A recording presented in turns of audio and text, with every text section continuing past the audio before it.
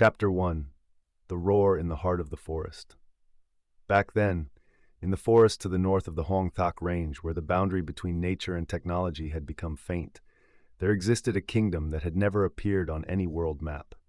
It was a place where ancient spirit beasts gathered, talking trees flourished, and biological machines were learning how to feel.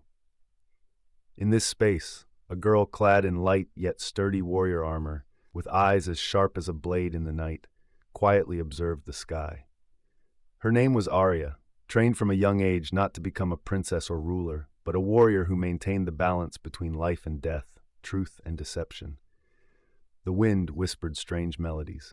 Small birds equipped with navigation chips flew around her head. In the distance, the sky cracked with a deafening sound, a roar that wasn't from a wild animal, but seemed to echo from the very bowels of the earth. Arya turned her head toward the west, where once stood the hidden spirit forest. But now, all that remained was rubble, destroyed by a growing force, the Helion Corporation, led by a mysterious figure named Magnus, known as the Golden Brain of Global Energy Policy. "Time is running out," Arya muttered, her hand tightening around a shimmering sword capable of separating biological and digital data.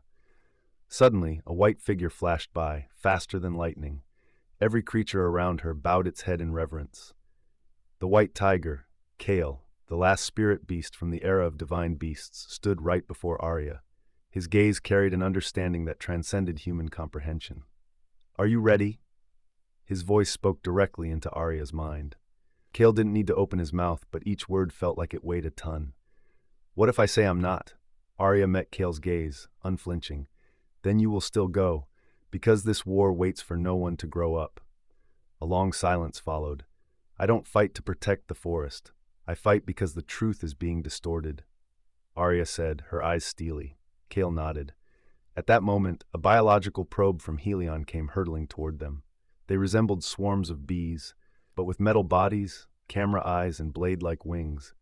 Arya rolled to evade them, while Kale leapt, effortlessly smashing 7 of them in a single strike.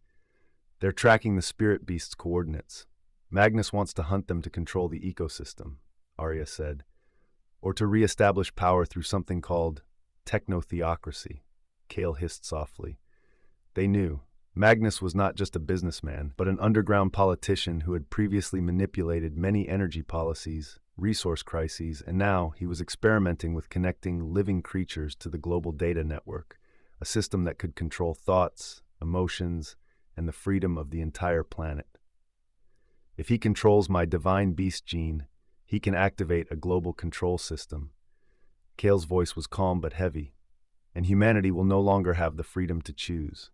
That statement felt like a knife to Arya's heart. From a young age, she had witnessed her mother, a quantum biologist, being forced to work for Helion before disappearing without a trace. "I will go," Arya said, her voice firm. "Then I will fight by your side," Kale replied.